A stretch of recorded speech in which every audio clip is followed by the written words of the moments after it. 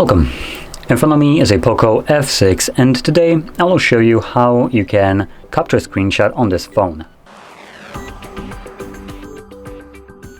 So to get started, you'll want to open up content that you wish to capture. I'll be using home screen as an example for this, so it's already open and visible on my screen.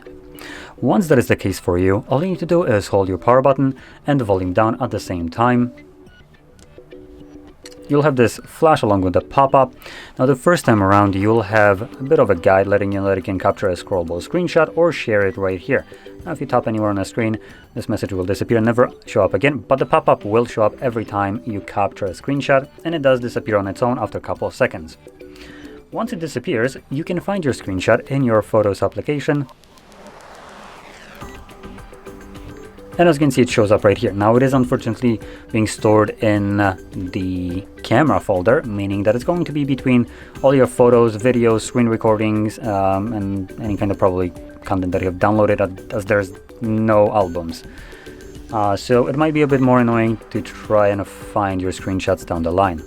But because I don't have many right now, I just click right here, and this is the screenshot that I have captured on the video.